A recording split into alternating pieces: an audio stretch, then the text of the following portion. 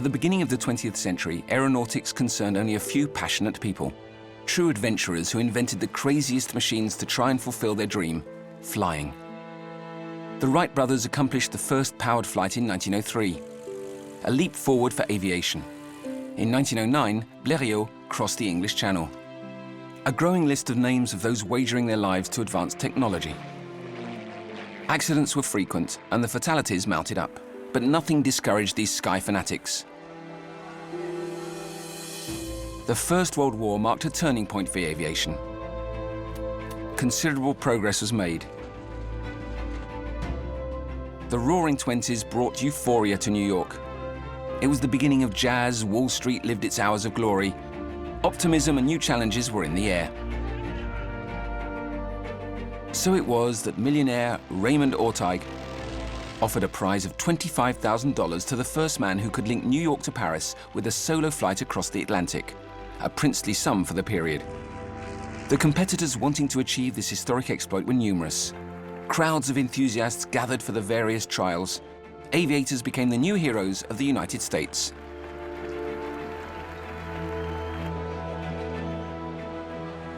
At the age of 25, a timid young man by the name of Charles Lindbergh took up the gauntlet. Lindbergh had started out in a flying circus. He had risked his life on the wings of aircraft to the terrified shrieks of the crowds below. Then, after a brief period in the Army, he had joined the airmail service where he linked Chicago to St. Louis. So in 1927, although an experienced pilot, he was much less so than his rivals. But while most people accorded him no chance of success with the aircraft built by himself and his engineer friend Donald Hall, he surprised the whole world by achieving one of aviation's greatest exploits, linking the old continent to the new. By definition, human nature includes fear of the unknown. Heroes are always throwing themselves into the unknown. All the effort he put into it showed a very logical decision-making. Lindbergh was many things, but he was not crazy. He was capable of defining a route which others hadn't yet seen. He was a real visionary.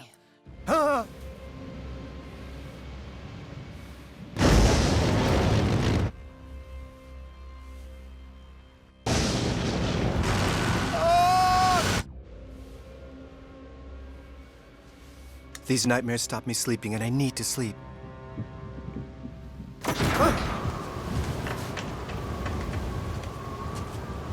The weather isn't improving, but I must leave tomorrow morning. What was I thinking when I took on this stupid adventure? It'll be the death of me like the others. That's all I'll get out of it. René Fonck, an ace of the Great War. 75 victories to his name, with a vast amount of experience. He was one of the most serious contenders for the Orteig Prize, and all the pilots respected him. Everyone was impressed because he had the backing of major industrialists. But his sights were set too high, too much equipment, and the trials were very discouraging.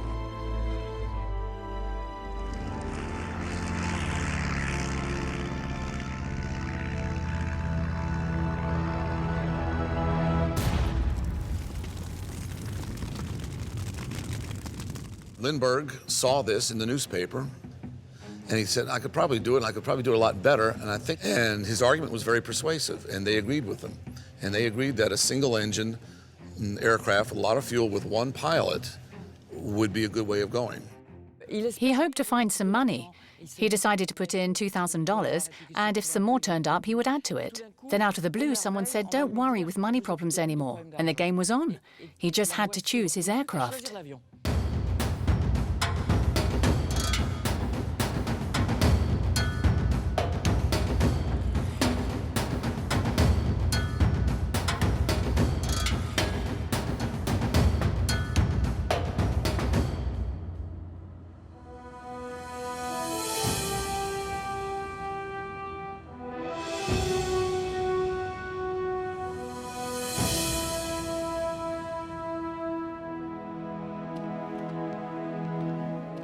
So, Slim, what do you think of her?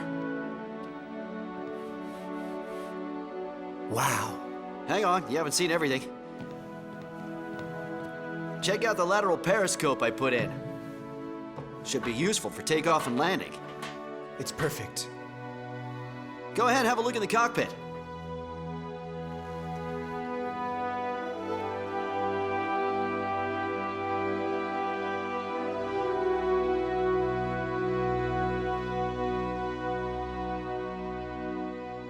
We put in 4 controls so you can control the gas tanks yourself to keep the plane balanced.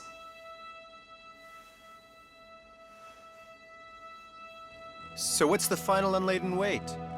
I think we'll be around 1 ton, 150. Why? Impossible. We said less than a ton. Otherwise, fully laden, I'll never get off the ground. I know, but I've done everything possible. The Spirit needs to be lighter. I don't need the radio. Same for the lighting battery. Out it goes. A torch will do the job. How are we doing? 1 ton? All right, a bit less. But Slim, you can't. What's the point of a parachute over the ocean? But you can't even swim. So I'll learn. Okay, take the parachute out, and we're good. But he didn't want to bring too much extraneous material because any ounce of something that wasn't useful could have been gasoline or was weight saved. He was absolutely obsessed with saving weight. He had nothing in this aircraft, nothing. No parachute, no radio, no sextant, because it's too difficult to use when the plane is unstable. In those conditions, you can't even hold a sextant. It's astonishing when you look at the control panel. It's rudimentary, to say the least. He just had gauges. It seems incredible. You wonder how he managed to fly at night with so few instruments. That's why he worked alongside the team building his aircraft. He knew how everything worked. So the slightest noise, the slightest thing out of the ordinary, Lindbergh knew what it was. The Orteig Prize continued to attract catastrophe. Despite Fonk's accident, everyone wanted to carry off the $25,000 by being the first man to cross the Atlantic. Byrd had recently crashed during final trials. Fortunately, he got away with a broken arm. Misfortune also struck Chamberlain and Levine, who broke their landing gear and seriously damaged their plane. Apparently, Chamberlain's daughter didn't bring the pilot luck. Competition was fierce. Everyone took risks. Davis and Worcester from the Navy were still in the running. With their biplane, Keystone Pathfinder, a technological gem, they were Lindbergh's most serious rivals. In France, 2 last-minute contenders joined the race to everyone's surprise. Ningesser and Colley, 2 highly experienced pilots, but with the aim of flying from Paris to New York with their magnificent aircraft, the Oiseau Blanc. Time was tight for Lindbergh. He needed to leave quickly. Lindbergh did not expect to fly on the date that he took off, which was the 20th of May. The weather forecast for that day, for that weekend, was that they expected clouds and bad enough weather, not good flying weather. In those conditions, when the weather was supposed to improve, but hadn't yet done so, he alone took the decision to leave the next morning. He hardly slept before leaving because of stress, because it was a last-minute decision. He said to himself, I have to leave before the others. He slept, but very little. And in the morning, everyone around was astonished. This chap seemed impermeable to stress. This strip is in a catastrophic state, much muddier than I'd expected. Don't damage the power cables. You promise? Good luck. I can see the people waiting. They know that in a few minutes, I might have burned to death, but I alone have to decide. I have to forget all the calculations, all the forecasts, and make my decision. Going back to the hangar could mean losing everything. It's out of the question. Contact!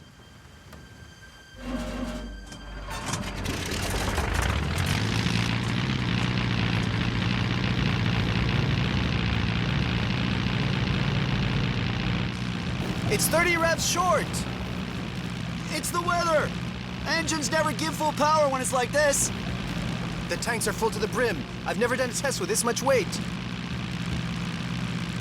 So, what are we doing, Chief?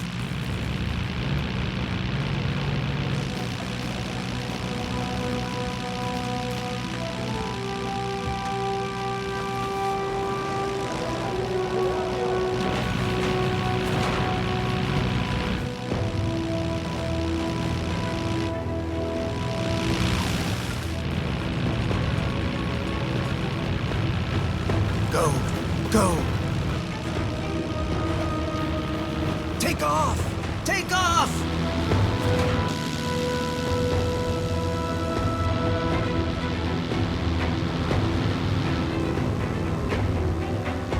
We can make it. We can make it.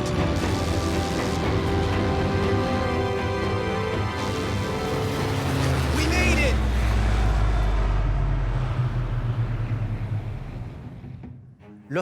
Once he'd managed to take off, the stress diminished. You tend to relax. Possibly the hardest part was over. In any case, he'd overcome something extremely difficult, so there was a moment of calm. He started to get his bearings. He flew low. He almost started to have fun. Accidents can very often happen soon after takeoff. Your attention level drops.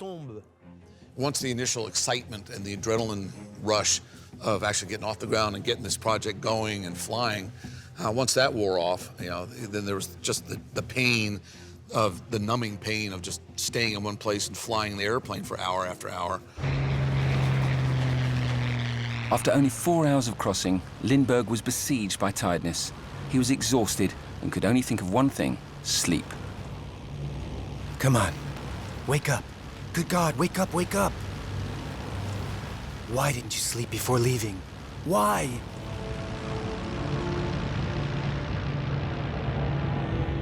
Famous aviator Orville Wright crashed today in his Wright Flyer 3. A sheared propeller in mid-flight appears to be the cause of the accident. He's alive, but his passenger, Lieutenant Selfridge, has died. The death of the American aviators Worcester and Davis. It's the main news of the day. While carrying out trials in Virginia, The two pilots crashed.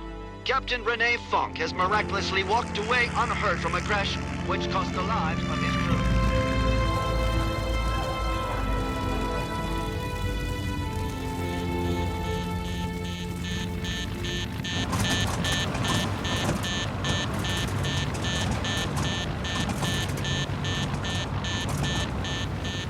I need to change tanks. Altitude, 310 meters. Heading, 90 degrees. Weather, clear.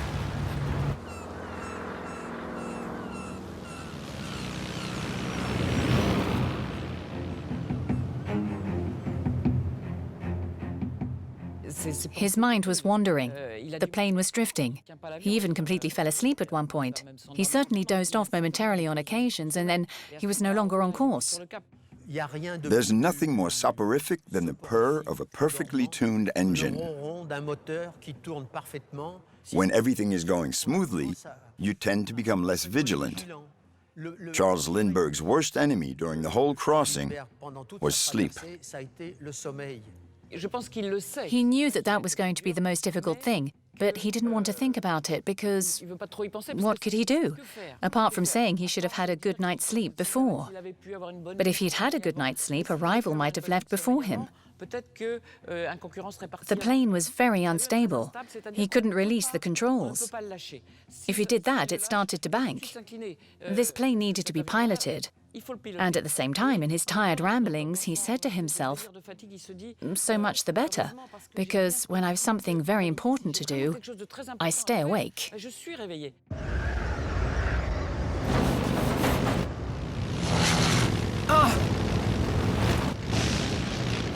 I must get out of this storm.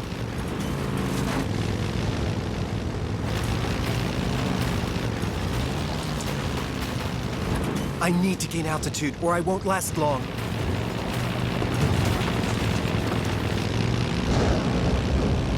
Come on, climb! What's happening? Ice? Oh no, you're kidding me! No! Don't let me down!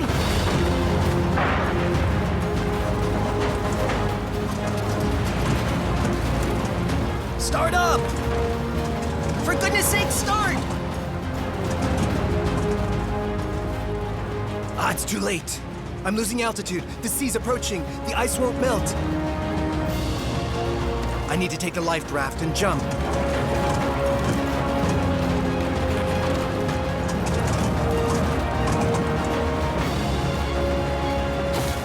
Wait!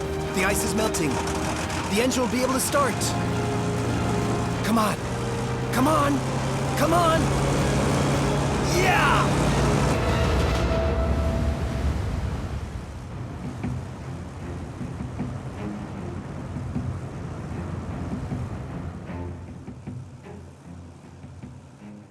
Comme il n'a pas voulu se charger, Because he didn't want to be weighed down, he didn't dress for the cold. vraiment, il a eu. He was really very, very cold on board. Obviously, he had no heating.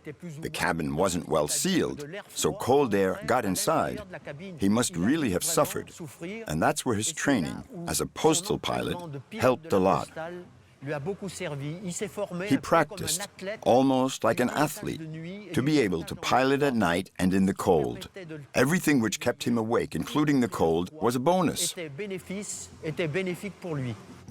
the day, he was flying very low to take advantage of the ground effect. He realized at night, though, there would be no horizon for him to see. So if he got into any trouble, he needed room to maneuver.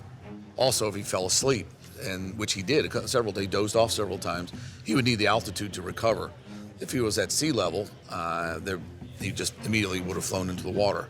It's clear that he was in total osmosis with his aircraft. He regarded it as a living being, but pilots tend to be like that with their aircraft. They talk to them. They say, "Don't give out on me. Go on. You can do it. Keep going, keep going, keep going." They talk to the aircraft. They talk to it. I've been flying for 22 hours and I'm still not dead. It's hard to believe, but it's true. I'm alive. At the age of 21, Lindbergh had defied death in a flying circus to thrill onlookers and make a bit of money to finance his aerial dreams.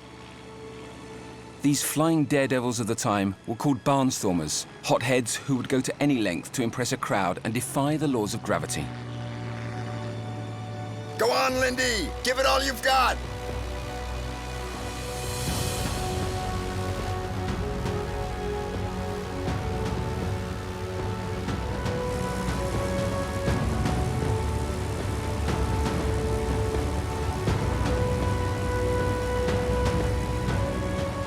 Slim! Almost there! Come on! Come on, Slim! Here, grab my hand!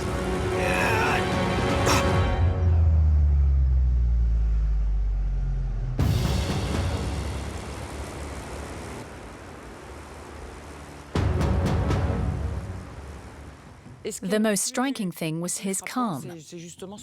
He was someone rather introvert, but who stayed extremely calm. He'd already lived through some very, very difficult things. He had already jumped. He had seen death close up several times. So he accepted the situation and stayed calm no matter what, despite the real difficulties.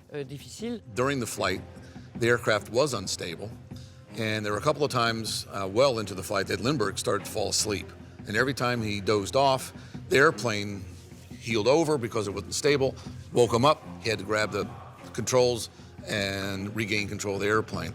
Had that airplane been stable, who knows what would have happened, but chances are very high Lindbergh just would have very quietly descended into the Atlantic and become a statistic. I've been going for 25 hours. Given that I passed St. John's, Newfoundland after 11:15, that means that 25 minus 11 and a quarter.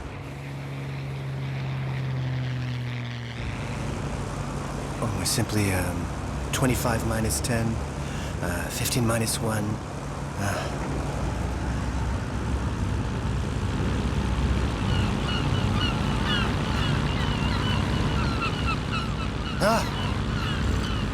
Birds. But that means that I'm not far from land. Perhaps I'm near Ireland with a bit of luck. A fishing boat. Excellent, they can help me. Ahoy there! Can you hear me? Is Ireland this way? Hey, Ireland! I'm Charles Lindbergh. I've crossed the Atlantic, lads. Remember my name? That's Dingle Bay. It's Ireland. It's definitely Ireland.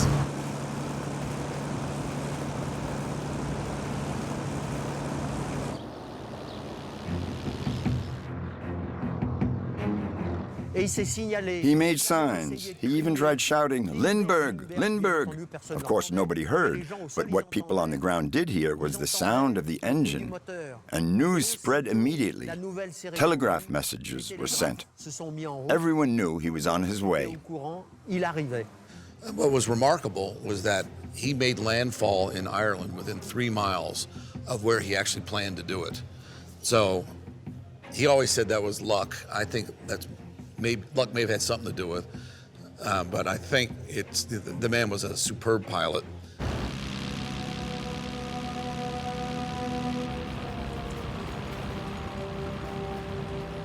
Lindbergh pushed his body to the limits to overcome tiredness. He did not yet know that an ecstatic crowd was waiting for him below to celebrate his exploit. He had only one thing in mind, not to crash, to have the strength to land successfully.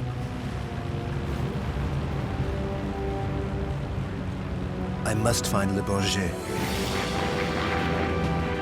I know it's north of Paris, but where exactly? I haven't the slightest idea. Come on, you're not going to crash in front of all these people. They're waiting for you, buddy. You have to hang on. One last effort, then you can sleep.